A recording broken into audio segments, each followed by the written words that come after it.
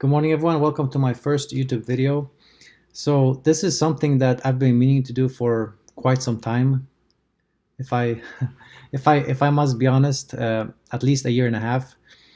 The reason being is that many of you know I like to blog. I love to write, and so I put out an article every week. And inevitably, what happens as part of that process, there's some ideas or subplots, if you will, that don't make it to the main article.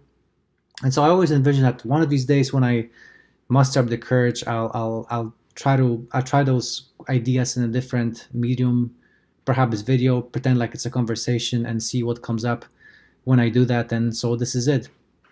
And today for my first video, I'd like to discuss with you a principle that I mentioned in the blog, which is something I learned very early in my military career, probably as a cadet, which is that no plans survive first contact with the enemy.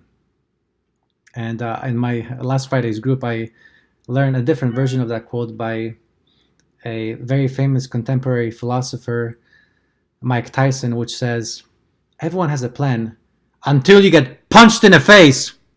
And the reason I like that quote as well is because I did boxing for a few months, long enough to get punched in the face, so I know exactly what Mr. Tyson is talking about. But going back to the military version of that quote, again, no plan survives first contact with the enemy. The word I really focused on is the word enemy. I don't know about you, but when I think of enemy, I always think of something or somebody on the outside, like an enemy soldier or maybe somebody trying to get you. But in this day and age, we are pretty blessed to live very fairly safe lives, and so 9 times out of 10, the enemy is actually inside of us. Is that critical voice that speaks against us whenever we try to do something new, or maybe we're doing something that we feel we should be better at.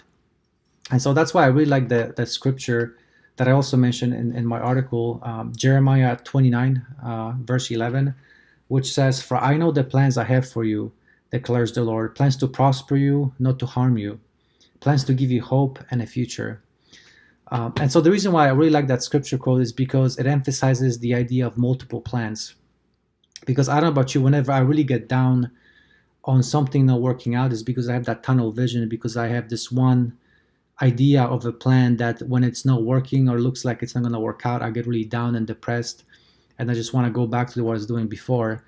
But yet, if you take the scripture at its value, it's talking about multiple plans. So in a way, sometimes the plan not working out is actually a great thing, because it makes you open to another plan that, who knows, is likely better than your original plan. As long as you rely on God and take those steps of faith, eventually you will find that plan that ends up being way better than you imagined.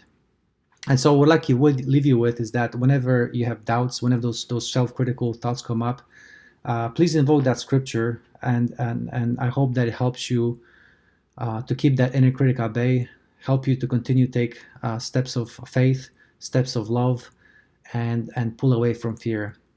Until next time, take care and talk to you soon. Bye.